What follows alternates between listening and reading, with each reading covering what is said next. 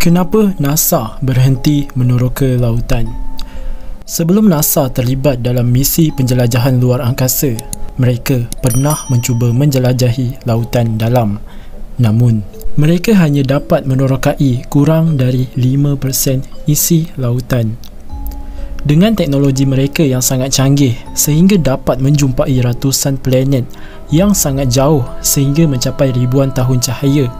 Namun, kenapa mereka tidak meneruskan projek itu?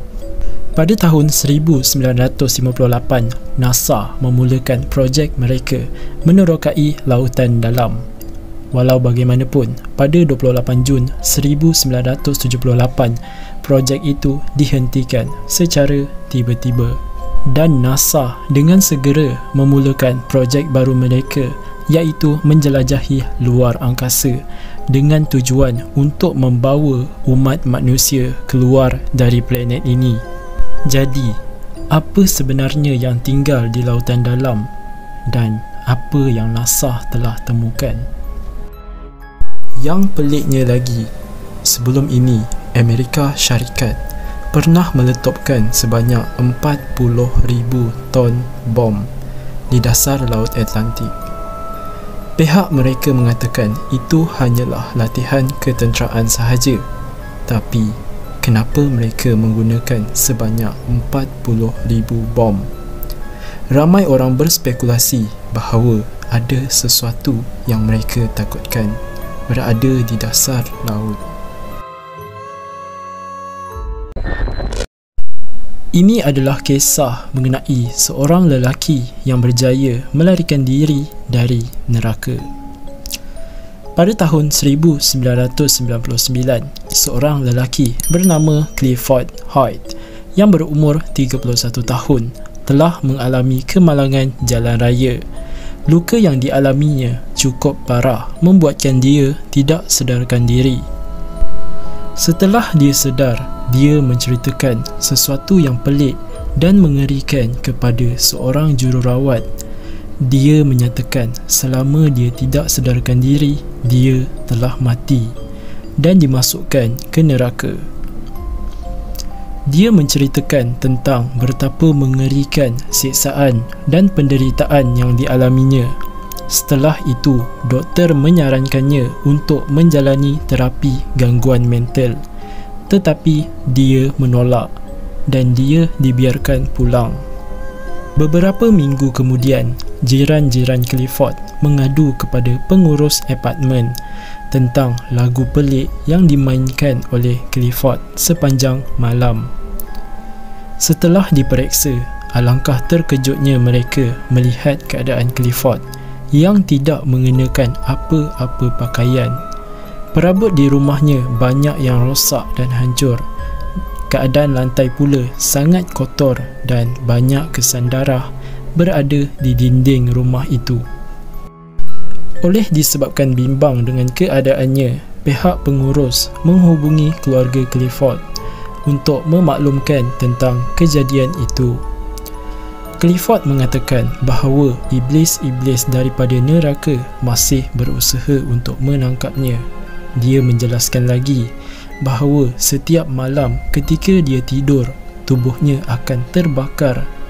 Oleh disebabkan itulah dia memainkan muzik dengan sangat kuat yang bertujuan untuk menakut-nakutkan iblis agar mereka pergi meninggalkannya.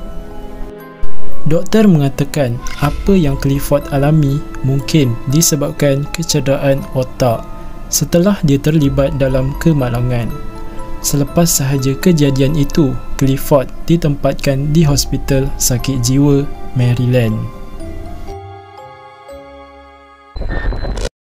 Bagaimana jika ada peradaban yang tinggal di dalam perut bumi?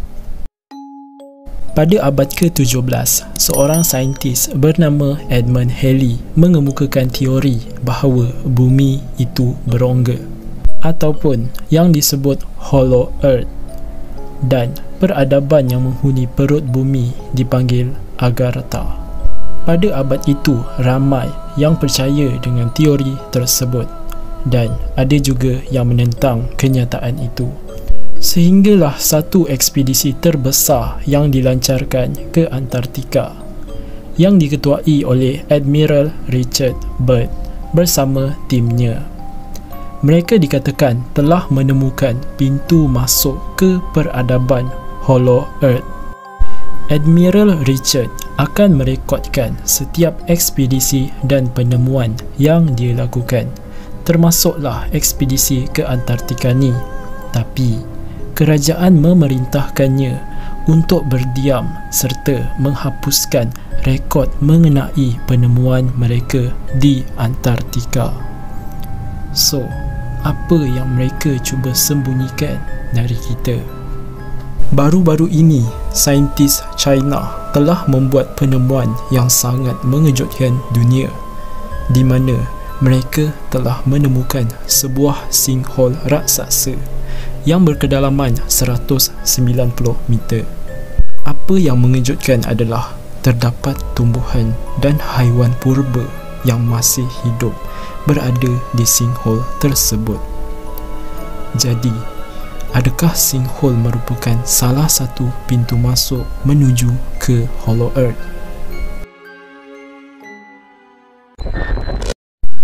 Apa yang korang tahu mengenai backrooms? Adakah ruangan ini hanya sebuah cerita?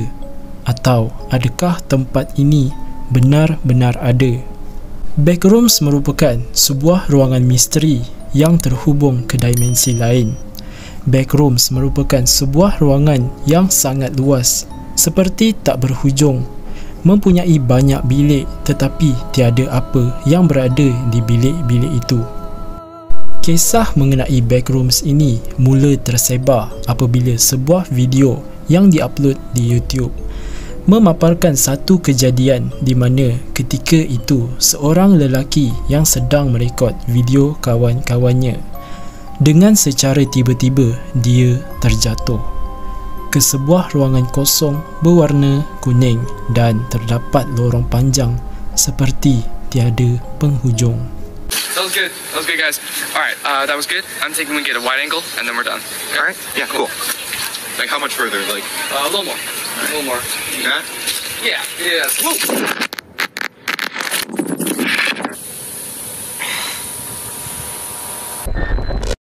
Dia terperangkap di dalam backrooms tersebut dan berusaha mencari jalan keluar. Ketika sampai di salah satu pintu, dia bertemu dengan makhluk aneh yang mengerikan. Dia pun berlari dan berusaha menghindar dari makhluk yang cuba untuk menangkapnya. Setelah mencuba berbagai cara, ia pun akhirnya dapat keluar dari backrooms tersebut. Dalam cerita ni, lelaki tu termasuk ke dalam backrooms dengan terjatuh secara tiba-tiba. Sama juga cara dia keluar. Secara tiba-tiba, dia terjatuh dari langit dan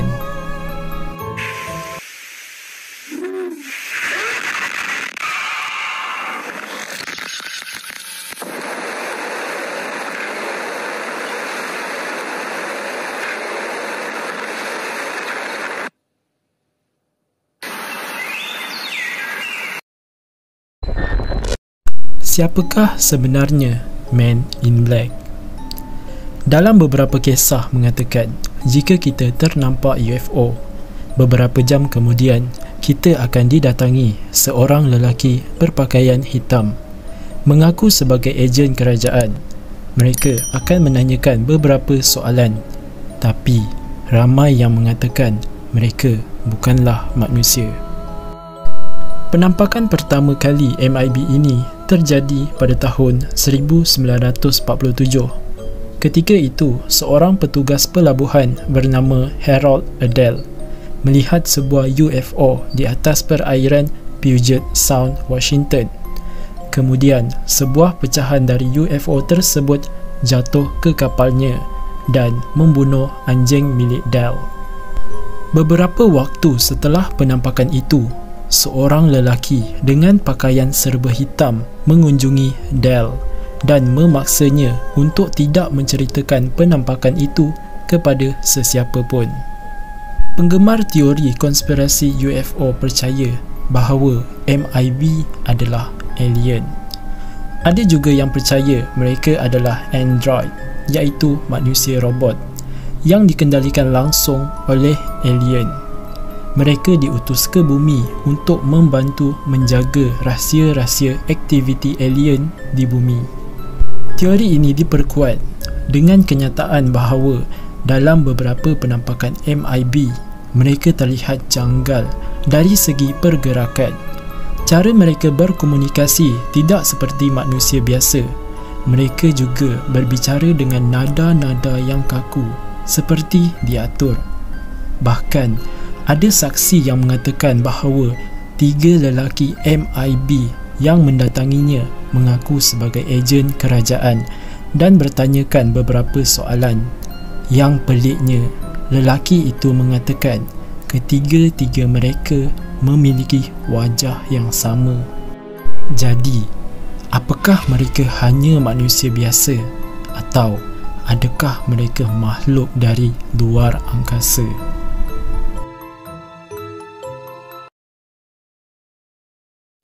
Hai guys, kalau korang suka video-video macam ni, jangan lupa untuk subscribe channel ni supaya tidak terlepas setiap kali ada video terbaru.